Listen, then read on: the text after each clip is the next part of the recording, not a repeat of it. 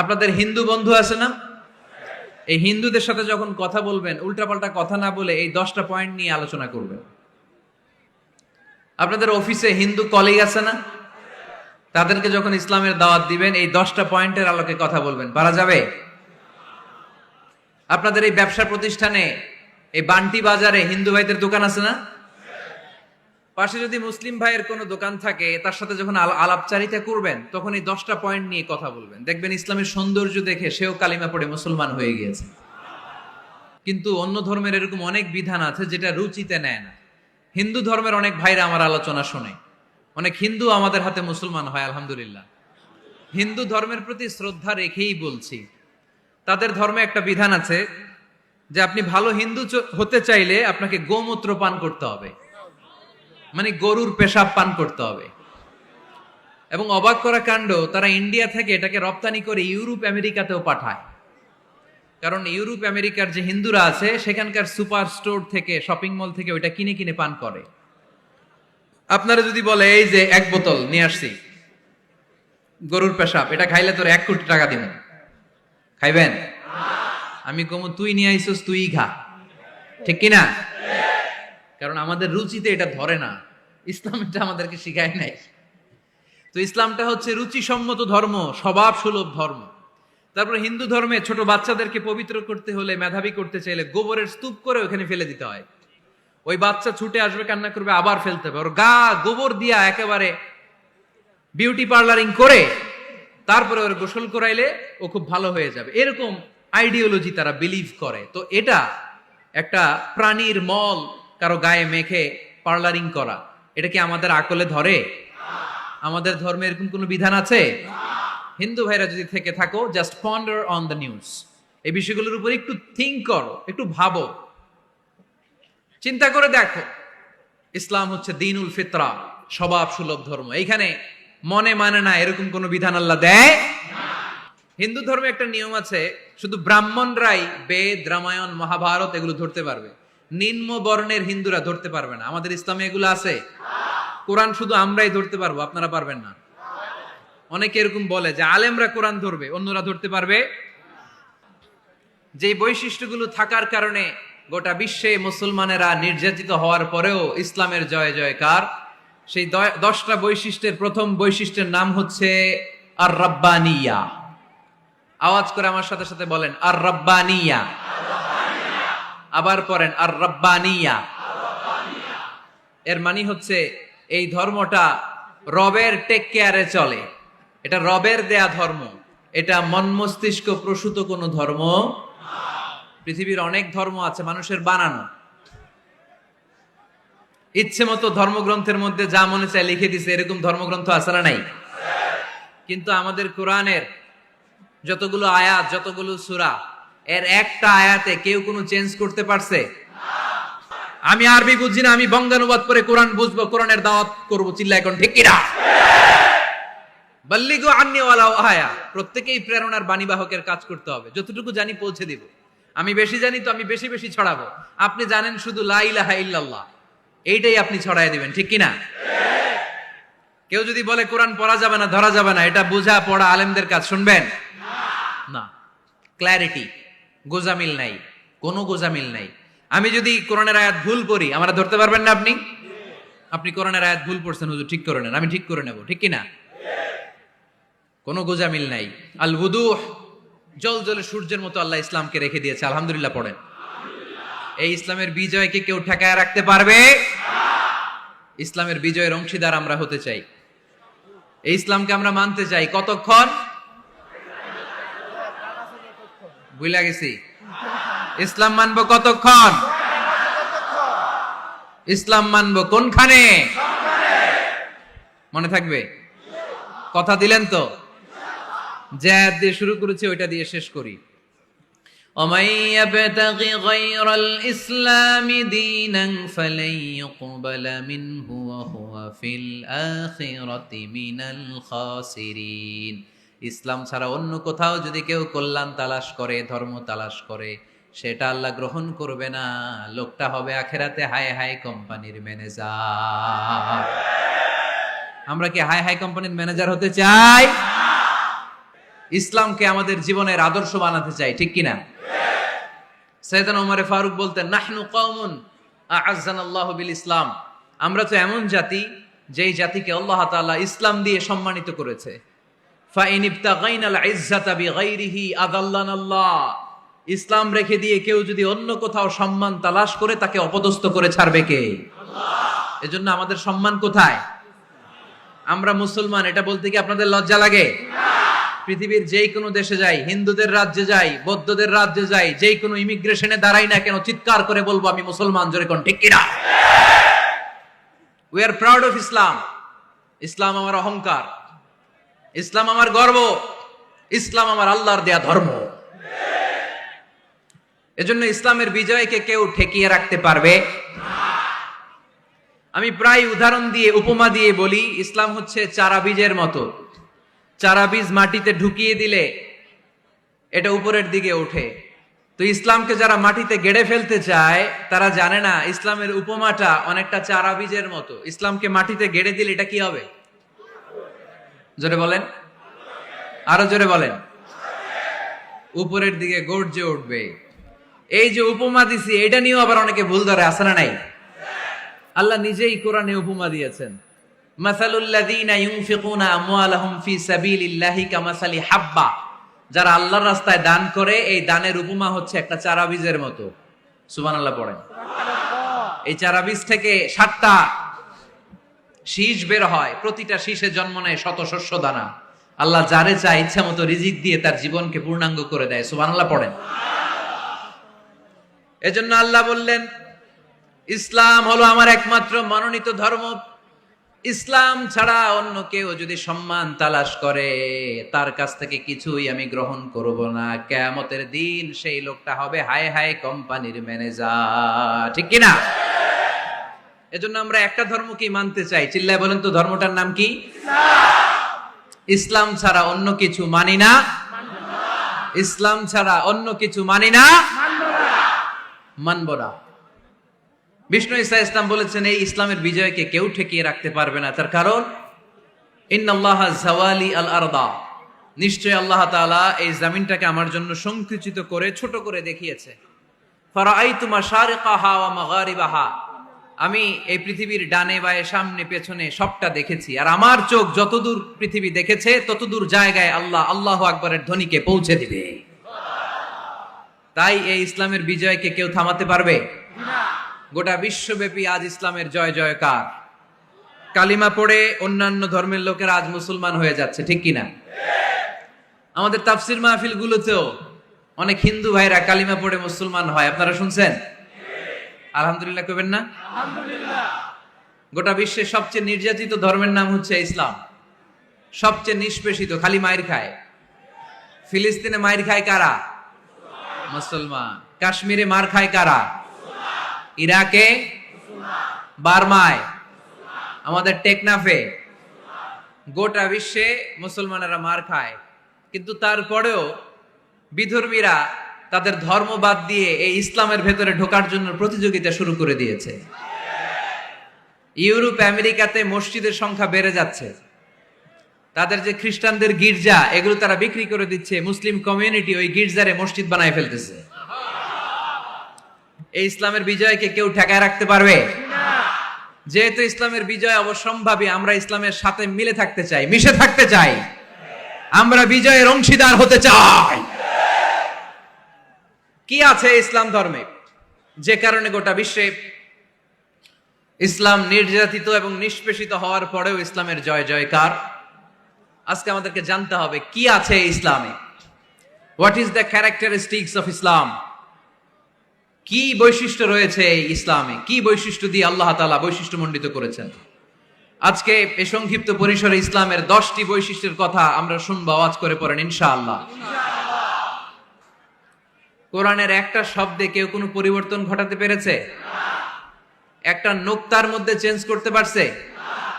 এক আয়াতে আল্লাহ কোরআনে বলেছেন, ফা আবাউ আইয়ুদাইফুহুমা, মানে দুইজন নবী এসেছিল ইহুদিদের কাছে, ইহুদিরা তাদেরকে মেহমানদারি করায় নাই। এটা একটা বদনাম না? ওমরে ফারুক যখন রাদিয়াল্লাহু তাআলা আনহু মদিনার খলিফা, ইহুদিদের একটা দল ওমরে ফারুকের সাথে সাক্ষাৎ করে এসে বলে, ওমরে ফারুক, তোমাদের কোরআনে আমাদের ইহুদিদের ব্যাপারে একটা বদনাম আছে। কি বদনাম? এই আয়াতে তোমাদের আল্লাহ বলেছে ফাআবাউ আইয়ুদাইফুহুমা, মানে দুইজন পয়গম্বর এসেছিল আমাদের কাছে, কিন্তু আমরা এগরে খাওয়াই নাই, এরা ক্ষুধার্ত ছিল। কিয়ামত পর্যন্ত তোমরা এই আয়াত তেলাওয়াত করবার, মানুষ আমাদেরকে গালি দিবে। তো গালাগালির দরকার নাই, চলো একটা মিউচুয়ালে যাই। কি যাই? Mutual understanding. বেশি কিছু করা লাগবে না। এই ফাআবাউ আইয়ুদাইফুহুমার আবাউয়ের যে বায়ের নোক্তাটা, এইটা সরাই দিয়ে তুমি উপরে দুইটা নোক্তা দিয়ে বারে তা বানায় দিবা। তাহলে অর্থ হবে ফাআতাও আইয়ুদাইফুহুমা, মানে দুই নবী আসছে আর ইহুদিরা তা করে খাওয়াইছে। ওমরে ফারুক বলে, কি লাগবে? কয় এক নোক্তা চেঞ্জ করা লাগবে। কয় একটু দাঁড়া। এরা তো মহা খুশি, আজকে আমাদের মিশন কমপ্লিট। ওমরে ফারুক ঘরের ভিতরে ঢুইকা একটা তলোয়ার নিয়ে আসছে। কয় কার কার লাগবে, এদিকে আয়। সব দিছে দৌড়। সুবহানাল্লাহ কইবেন না? আরে ওমরে ফারুক তো এমন সাহাবী ছিলেন যাকে দেখে মুনাফিকরা থরথর করে কাঁপতো। ওমরে ফারুক তো এমন সাহাবী ছিলেন যাকে দেখে শয়তানও কাঁপতো। বিশ্বনবী বলতেন, ওমর, মা সালাকা শাইতানু সালিকান ফাজ্জান ইল্লা সালাকা ফাজ্জান গায়রা ফাজ্জিক। ওমর, ইবলিস শয়তান যদি তোমারে কোনো রাস্তা দিয়ে আসতে দেখে, ইবলিস ওই রাস্তা থুইয়া অন্য রাস্তা দিয়ে চলে। আমাদের দেশে আমাদের ছেলেমেয়েরা যখন খেতে চায় না, আমরা বলি আম্মু তাড়াতাড়ি খাও, ভাল্লুক আসবে, বাঘ আসবে, বিড়াল আসবে, বলি না? আপনাদের বান্টিতে কি বলেন? আপনার ছোট্ট মেয়েটা রাতের খাবার খেতে চায় না, খাবার নিয়ে পিছে পিছে দৌড়াইতেছেন, মা খাও, কি আসবে বলেন? বিলাই। আর কি বলেন? আচ্ছা, শিয়াল আসবে, কুকুর আসবে, বিড়াল আসবে। মদিনাতেও মদিনার মায়েরা বাচ্চাদেরকে রাতে খাওয়াতে পারতো না, তখন বাচ্চাদেরকে বলতো, মা তাড়াতাড়ি খাও, হা হুয়া ইয়াতি ওমর, ওই যে ওমর আসতেছে। ওমরে ফারুকের নাম শুনলে ভয়ে চুপটি মেরে বাচ্চাগুলো খেতে শুরু করতে পড়েন। সুবহানাল্লাহ।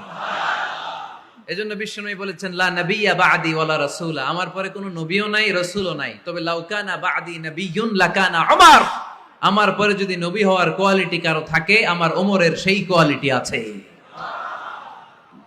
ওমরে ফারুকের কাছে আসছিল একটা নোক্তা চেঞ্জ করার জন্য, বারে তা বানাইতে পারছে?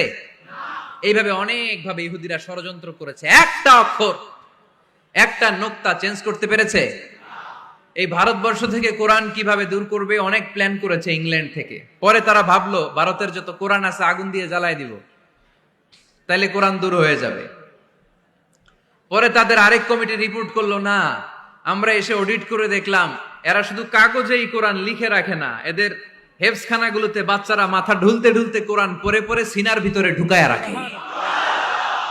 যদি আগুন লেগে ধ্বংস হয়ে যায়, ধ্বংস হয়ে যায়, যদি আগুন লেগে যায়, পুড়ে যায় পৃথিবীর সব বইয়ের দোকান, বিশ্ব থেকে হারাবে না পবিত্র কোরআন, বিশ্ব থেকে হারাবে না পবিত্র কোরআন। আগুন জ্বালিয়ে দিয়ে কোরআনকে শেষ করা যাবে? কোরআনরে গালি দিয়ে কোরআনকে থামানো যাবে?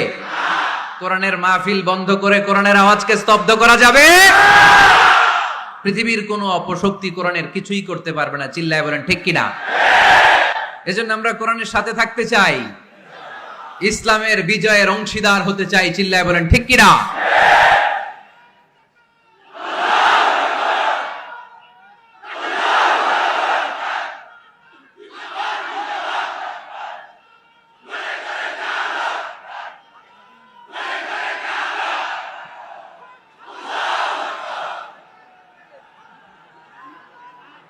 ইসলাম ধর্মের প্রথম বৈশিষ্ট্যের নাম হচ্ছে আর রাব্বানিয়া, মানে হচ্ছে এটা রবের দেয়া ধর্ম। ইসলামটা দিয়েছে কে? এটা কি সত্য ধর্ম না মিথ্যা ধর্ম? কার দেয়া ধর্ম? হুয়াল্লাযী আরসালা রাসূলাহু বিল হুদা ওয়া দীনিল হক লিইয়ুযহিরাহু আলাদ-দীনি কুল্লিহি ওয়ালাউ কারিহাল মুশরিকুন। তিনি তো এমন সত্তা যিনি তার নবীকে সত্য ধর্ম দিয়ে পাঠিয়েছেন, হেদায়েত দিয়ে পাঠিয়েছেন। মুশরিকরা কোরআনকে, ইসলামকে যতই না অপছন্দ করে, ইসলামের আওয়াজকে কেউ থামাতে পারবে না। এজন্য ইসলামের প্রথম বৈশিষ্ট্যের নাম আর রব্বানিয়া। এটা রবের দেয়া ধর্ম, এটা মন মস্তিষ্ক প্রসূত কোনো ধর্ম নয়। এ ধর্মের সবকিছু রব কেন্দ্রিক, রব সেন্টার্ড, রবের টেক কেয়ারে চলে। সব জায়গায় রবের নাম আছে না নাই? আমরা যখন বলি আল্লাহ দুনিয়ার কল্যাণ চাই, আখিরাতের কল্যাণ চাই, আগুনের শাস্তি থেকে তোমার কাছে পানা চাই, তখন আমরা রবের নাম নেই। আমরা পড়ি রব্বানা আতিনা ফিদ দুনিয়া হাসানাতাও ওয়া ফিল আখিরাতি হাসানাতাও ওয়া কিনা আযাবান নার। সুবহানাল্লাহ পড়েন। এই দোয়াটা যে করি, কোন শব্দ দিয়ে করি? রব্বানা। কি বলি? মানে আমাদের রব। সব জায়গায় রবের নাম আছে না নাই? আবার যখন ভুল হয়ে যায়, অন্যায় হয়ে যায়, পাপ হয়ে যায়, তখন যেই দোয়াটা করি, ওই দোয়ার শুরুতেও রবের নাম আছে না নাই? তখন আমরা পড়েন রব্বানা যালামনা আনফুসানা ওয়া ইল্লাম তাগফির লানা ওয়া তারহামনা লানাকুনান্না মিনাল খাসিরিন। ও আমাদের রব, জুলুম করেছি, অন্যায় করেছি, পাপ করেছি, তুমি যদি মাফ না করো আমরা তো ক্ষতিগ্রস্তদের মধ্যে শামিল হয়ে যাব। ঠিক কি না? তার মানে দোয়ার আগে কার নাম? বলেন রবের নাম। কার নাম? আবার কবরের প্রথম প্রশ্নেও রবের নাম আছে না নাই? জিজ্ঞেস করা হবে মার রব্বুক, তোর রবের নাম কি? আমরা উত্তরে কি বলবো? আল্লাহ আমারে রব, এই রবই আমার সব, দমে দমে তনু মনে তারি অনুভব, আল্লাহ আমারে রব। তার মানে সব জায়গায় রবের নাম আছে না নাই? যখন রুকু দেই, রুকু ওইখানে কি পড়ি? সুবহানা রাব্বিয়াল আযীম। যখন সিজদায় যাই তখন কি পড়ি? সুবহানা রাব্বিয়াল আ'লা। তার মানে এই ধর্মের কেন্দ্র হচ্ছে রবকে কেন্দ্র করে এই ধর্ম প্রতিষ্ঠিত, রবের দেয়া ধর্ম, রবের টেক কেয়ারে চলে। এই জন্য এই ধর্মের বৈশিষ্ট্যের নাম হচ্ছে রব্বানিয়া। আওয়াজ করে বলো মুসলমান, এই ধর্মের বৈশিষ্ট্যের নাম কি? এই তো মুখস্থ হয়ে গেছে। ক্লাসের মতো হয়েছে না এটা? প্রাইমারি ক্লাসে পড়ায় না ক খ গ, সবাই বলে ক খ গ। তো এরকম আওয়াজ করে বললে মুখস্থ করাই দিবে কে? তাহলে হিন্দু ভাইদেরকে যখন দাওয়াত দিব, বলবো ভাই আমরা এত কিছুর পূজা করি না, আমরা হিন্দু ধর্মের প্রতিও শ্রদ্ধাশীল, কোন ধর্মকে নিয়ে আমরা কোনো কটূক্তি কখনো করি না। তবে চিন্তার জন্য মাঝে মাঝে কিছু যৌক্তিক কথা আমরা ছুড়ে দেই। ঠিক কিনা? আমরা তাদেরকে বলি যে আমরা এতগুলো খোদার ইবাদত করতে পারবো না, একজনের ইবাদত করে কুলবাই না। ঠিক কিনা? এইভাবে যুক্তির আলোকে আমরা বুঝাবো আমাদের ধর্মটা একজন রবকে কেন্দ্র করে। এজন্য ইসলাম ধর্মের প্রথম বৈশিষ্ট্যের নাম আর রব্বানিয়া। কি নাম? মাশাআল্লাহ। 2 নাম্বার বৈশিষ্ট্যের নাম হচ্ছে আল ইনসানিয়া। সবাই বলেন 2 নাম্বার বৈশিষ্ট্যের নাম। আবার বলেন, সবাই জোরে বলেন। এর মানে হচ্ছে মানবতার ধর্ম। এটা ইসলাম কিসের ধর্ম? হিউম্যানিটেরিয়ান রিলিজিয়ন, মানবতার ধর্ম। মানুষকে ইসলাম সবচেয়ে গুরুত্ব দেয়। মানুষকে ইসলামে বলা হয় আশরাফুল মাখলুকাত, সব মাখলুকাতের মধ্যে মানুষ সেরা। ঠিক কিনা? এমনকি আল্লাহ আমাদেরকে এত মর্যাদা দিয়েছে, ইসলাম ধর্ম গ্রহণ করার ক্ষেত্রে আল্লাহ কোনো জোর জবরদস্তি করে নাই। লা ইকরাহা ফিদ্দিন, দ্বীনের ভেতরে জোর জবরদস্তি আছে? আপনি চাইলে হিন্দুদের মন্দির ভাঙতে পারবেন? তাদেরকে জোর করে ধর্মান্তরিত করতে পারবেন না, কারণ সে তো মানুষ, সবার উপরে মানুষ সত্য, তাহার উপরে নাই। সব মাখলুকাতের মধ্য থেকে মানুষের মর্যাদা সবচাইতে বেশি। আল্লাহ আমাদেরকে ফ্রি উইল দিয়েছেন, স্বেচ্ছায় স্বাধীনভাবে আমরা সব করতে পারি। ফামান শাআ ফালইউমিন ওয়া মান শাআ ফালইয়াকফুর। চাইলে মুসলমান হইতে পারো, আবার কাফির হইতে পারো। দ্য ডিসিশন ইজ ইয়ার্স, সিদ্ধান্ত তোমার। তবে মুসলিম হলে জান্নাতে থাকবা, আর কাফির হলে জাহান্নামে পূর্বা। জোরে কোন ঠিক কিনা? কিন্তু জোর করে ঢুকাইছে আপনার ইসলামে, কারণ এটা মানবতার ধর্ম, এটা মানবতার কথা বলে। ইসলাম সবাইকে মানুষ হিসেবে কনসিডার করে। বিষ্ণু ঈসা ইসলাম একবার একটা লাশ দেখে সাহাবীদের সাথে বসা, বিশ্বনবী হুট করে দাঁড়িয়ে গেলেন। কি করলেন? সাহাবারা বললেন, ইয়া রাসূলুল্লাহ ইন্নাহু ইয়াহুদি, এটা তো ইহুদির লাশ। আপনি দাঁড়ালেন যে, এটা কার লাশ? আপনি দাঁড়ালেন কেন? বিষ্ণুনবী বললেন, আওয়ালাইসাত নাফসান, এটা কি মানুষ না? ইহুদি কি মানুষ না? আরে আমি তো ইহুদি, খ্রিস্টান, মুসলিম ওগুলো দেখা দাঁড়াই নাই, আমার দু চোখে আমি কনসিডার করেছি this is a human being, so I need to salute হিম। এটা মানুষ, এটা মানব, আমি মানব জাতিকে দাঁড়িয়ে স্যালিউট করেছি। চিল্লায় বলো ঠিক কিনা? বিশ্বনবী দু চোখ দিয়ে মানুষ দেখতেন, আস্তিক নাস্তিক দেখতেন না, কাফির মুশরিক দেখতেন না। বিশ্বনবী কনসিডার করতেন this is a human being, এটা একটা মানুষ। আমরা এখন কাউকে মানুষ হিসেবে কনসিডার করার আগে এরা কয়েক ভাগ করে ফেলি। পাগড়ি দেখলেই বলি এটা কোন পীরের মুরিদ, আছে না নাই? একই জামাত ইসলাম করে, নাকি চরমনাই করে, নাকি খেলাফত করে, না মজলিস করে, না আওয়ামী লীগ করে, না বিএনপি করে? এই যে আমরা ভাগাভাগি করি, প্রথমে তো কনসিডার করবেন he is a human being, সে হচ্ছে পৃথিবীর শ্রেষ্ঠতম মানুষ, আশরাফুল মাখলুকাত। কিন্তু এগুলো করার আগে আমরা খালি ভাগাভাগি, আমরা মানুষকে মানুষ হিসেবে কনসিডার করতে চাই না, ঠিক কিনা? ইসলাম আমাদেরকে শিখিয়েছে মানুষকে মানুষ হিসেবে কনসিডার করো। বিশ্বনবী ইহুদির লাশ দেখে দাঁড়ায়, আর আমরা মুসলমানরা কিলাকিলি করি। কথা বলেন। আমরা যখন বন্যা দুর্গত এলাকায় ত্রাণ নিয়ে যাই না? উত্তরবঙ্গে বন্যা, দক্ষিণাঞ্চলে বন্যা, আমরা যখন ত্রাণ নিয়ে যাই তখন কি খুঁজে খুঁজে মুসলমান ঘর কোনগুলো ওগুলারে ত্রাণের প্যাকেট দিব এইভাবে দেই? কিভাবে দেই? সবাইরে দেই, ঠিক কিনা? কারণ মানবতা যেখানে বিপন্ন, ইসলামের ত্রাণ সেখানে আছে না নাই? আমরা তখন মুসলিম অমুসলিম কাফের মুশরিক দেখি না, আমরা দেখি কারা বন্যা পীড়িত, কারা দুঃখ কষ্টে আছে, যারাই কষ্টে আছে তাদের জন্য আমাদের হেল্পিং হ্যান্ড আমরা এক্সপান্ড করে দিব, আমাদের সাহায্যের হাত তাদের কাছে পৌঁছে যাবে। জোরে কোন ঠিক কিনা? এটারে বলে হিউম্যানিটেরিয়ান রিলিজিয়ান। ইসলামরে বুঝে নেন, ইসলামের সৌন্দর্যটারে শিখে নেন, কাদা ছড়াছড়ি আর কইরেন না। কত সুন্দর ধর্ম আল্লাহ আমাদেরকে উপহার দিলেন, আর এই ধর্মটারে আমরা কুৎসিত করতে করতে, কালো করতে করতে শেষ করে দিয়েছি। এজন্য অমুসলিমরা বলে মুসলমান হওয়ার দরকার নাই, আমাদের ধর্মই অনেক ভালো। কারণ ইসলামের যে সৌন্দর্য আমরা তো দেখাইতে পারি নাই। ওরা তো আঙ্গু দিকে তাকাইলেই দেখে এ আরে বলে কাফের, ও ওরে বলে মুশরিক, ঠিক কিনা? এরা বলে আমগো কাফের হওয়ার দরকার নাই, মুশরিক হওয়ার দরকার নাই, আমরা যা আছি ওইটাই ভালো, ঠিক কিনা? এটা হিউম্যানিটেরিয়ান রিলিজিয়ান।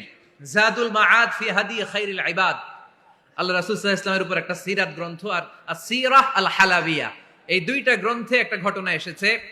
নাজরান থেকে ৬০ জন খ্রিস্টান পাদ্রী বিশ্বনবীর সাথে দেখা করতে এসেছিলেন। কয়জন?